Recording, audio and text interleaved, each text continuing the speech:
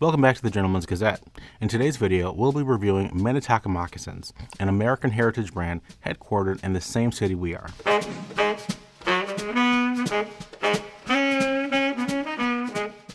This video is another installment in our ever-expanding Is It Worth It series, in which we fully investigate products and brands and how they fit into the realm of classic menswear, to determine if they represent good value for their price. Today's video hits pretty close to home, as we are assessing Minnetonka, a casual footwear purveyor headquartered right here in Minneapolis, in our home state of Minnesota. Today's video is focusing on their famous moccasins, with an emphasis on wearing those moccasins as house shoes or slippers. If you're interested in Minnetonka moccasins as driving mocks, you can find a dedicated guide to that subject here. And if you're considering Minnetonka products as casual everyday shoes, most of the information in this video will still help you make your decision. As usual, we'll start by covering the fascinating history behind the brand. But if you're just interested in the review, feel free to jump ahead using the chapter selectors below. Minnetonka was founded in 1946 as a manufacturer of souvenirs, trinkets, and keepsakes, evocative of the American Midwest and local indigenous peoples. The brand was named after Lake Minnetonka, which means great water in the Dakota Sioux language. Incidentally, Minnesota means either clear, cloudy, water. We're pretty big on water here in the land of 10,000 lakes. Minnetonka collectibles were distributed at roadside stands and gift shops across the region, including a collection of leather moccasins. Philip W. Miller, a Polish-American immigrant, saw potential in those moccasins. He bought a partnership in the company and made moccasin production a central focus in the brand. By the mid-1950s, Miller and his son, future CEO Marshall Miller, had full control of the company. And in 1955, they introduced their first huge hit, the Thunderbird moccasin, which is very popular with young men and counterculture figures in the 1950s. Minnetonka would further embrace its counterculture status by catering to the hippie aesthetic throughout the 1960s. Popular Minnetonka products from this era include fringed boots, a popular fashion symbol, and the two-button boot, repopularized after appearing in the 2019 film Once Upon a Time in Hollywood. In the 1980s, Minnetonka enjoyed another surge in popularity, buoyed by two very different sources. For decades, Minnetonka moccasins had been worn by well-heeled East Coast old money, West Coast new money, yuppies, and suburbanites, who adopted them while vacationing in the Northeast, Midwest, and Northwest. This cemented Minnetonka moccasins as an icon of the prep style. Conversely, the country craze that began in the late 1970s would mainstream in the 1980s with the national popularization of line dancing, cowboy hats, and the John Travolta classic Urban Cowboy. Yeehaw! 1986 saw the introduction of dedicated driving mocks to the Minnetonka line, with slippers introduced the following year. While men had been wearing Minnetonka moccasins as driving shoes and house shoes for decades, these releases saw the traditional Minnetonka moccasin construction, augmented with purpose-built detailing, like rubber nubs for the driving mocks, and plush sheepskin lining for the slippers. In the 1990s and 2000s, Minnetonka expanded its reach, releasing lines of sandals and sneakers, and further innovating its existing boot and moccasin line, including a collab with Hello Kitty. Minnetonka has become an iconic American brand, with a considerable impact on classic style. Minnetonka Today. In addition to their famous moccasins, Minnetonka also offers a full range of casual footwear for men, women, and children, including slippers, boots, sandals, and sneakers. Since Philip and Marshall Miller took over in the 1950s, the Miller family has remained at the helm of Minnetonka in various capacity. The current CEO, David Miller, is Marshall's son, and his daughter, Jory Miller Sherd, joined the company in 2010, with another of Marshall's grandsons, Davis Lyons, joining the company in 2017 to oversee production. Still headquartered in Minneapolis, Minnetonka is a relatively small company, with an estimated annual income of about $35 million, and an increasing dedication to charitable work, especially involving environmental and indigenous causes.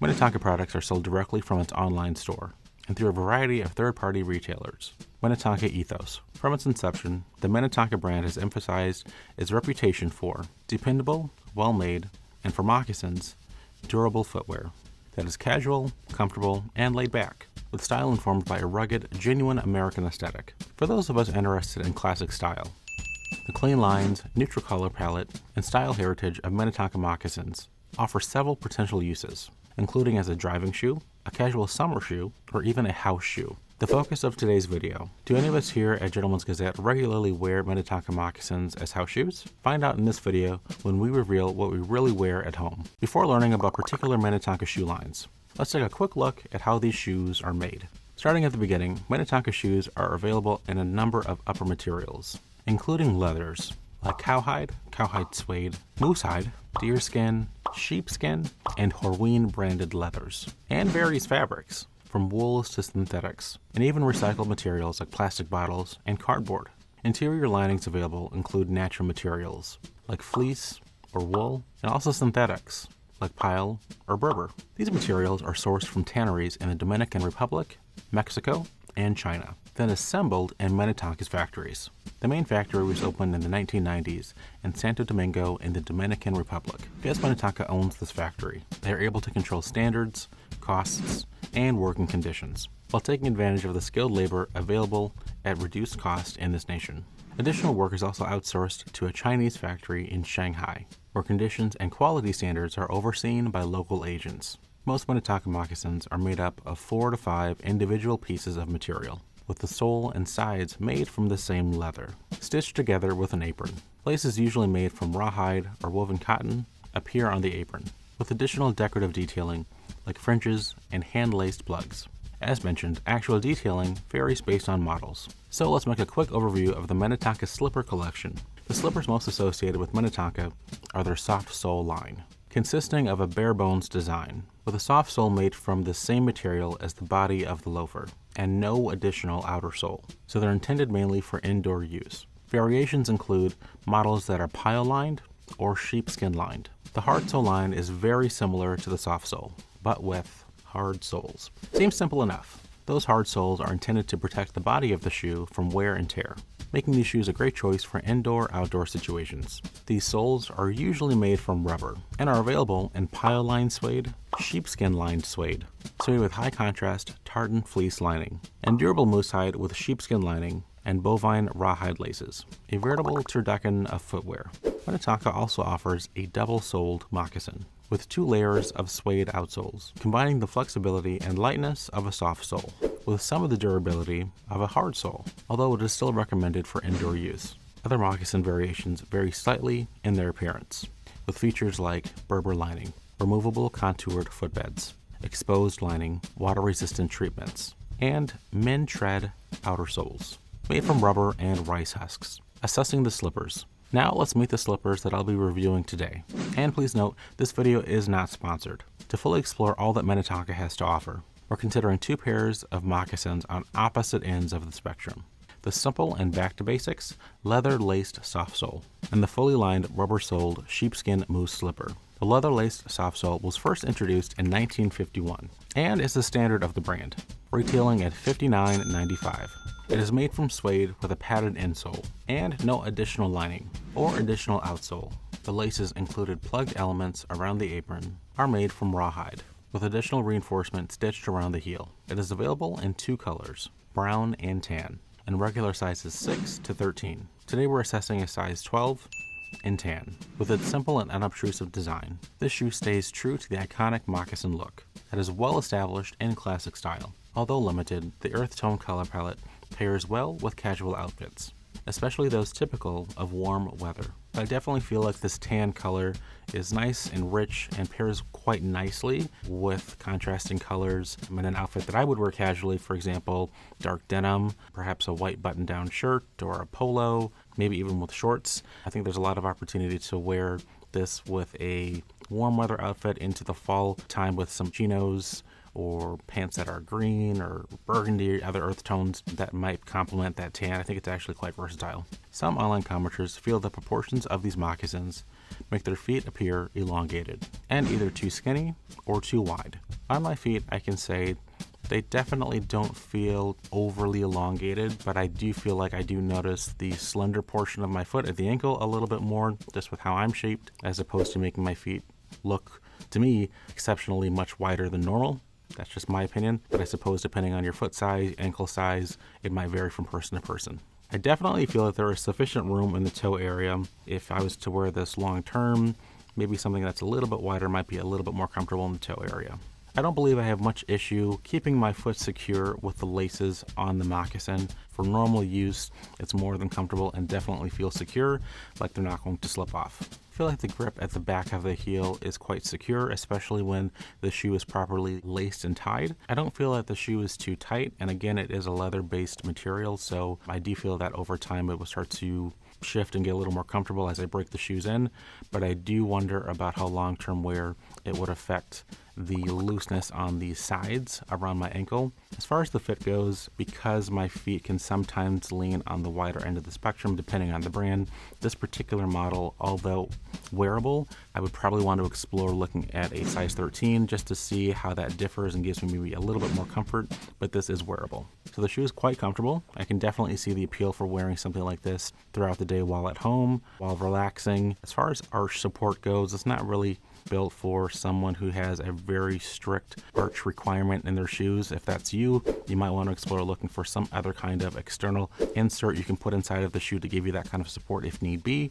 But for day-to-day use, while at home, comfortable, casual, just to relax, I don't feel like it's going to cause anybody any major problems. The cushion on the inside of the shoe is comfortable. The external suede is quite pliable, very flexible. On any kind of a break-in period, I feel like most people could just pop this on and be comfortable right out of the box. You can feel a little bit of the rawhide on the inside of the shoe, but it's not causing an issue to me. But if you got sensitive feet, maybe you want to put on a small sock. The stitching does not appear too thick or bulky. It definitely keeps a nice slim profile around the shoe, and the suede does not appear to have any blemishes. Longtime users have noted that the soft external soles have become shiny with wear and can become stained, looking darker over time. Accordingly, Minnetonka recommends that these shoes only be worn indoors. Minnetonka also maintains an impressively thorough website on the care and keeping of their shoes. Overall, very, very comfortable, so I highly recommend people check it out. Next up, the Sheepskin Moose Slipper has moose hide uppers with a genuine sheepskin lining. Minnetonka advertises this pair of slippers for classic cold weather comfort, with a retail price of $112.95. It comes in 3 colors: black, caramel, and chocolate, in sizes 7 to 13 regular. Today we're assessing a size 12 and caramel, although noticeably more bulbous than the previous model. This moccasin maintains its classic lines, thanks in part to simple stitching around the apron, rather than that full rawhide detailing. Again, the neutral palette makes these shoes extremely versatile, although the high contrast laces on the black model might be too bold for some. The caramel model I have here is something that I feel is not too distracting. Pretty comfortable wearing this color with most things, and as this is a particular shoe that you can wear outside, I feel like I have a lot of different opportunities to wear this with different types of outfits.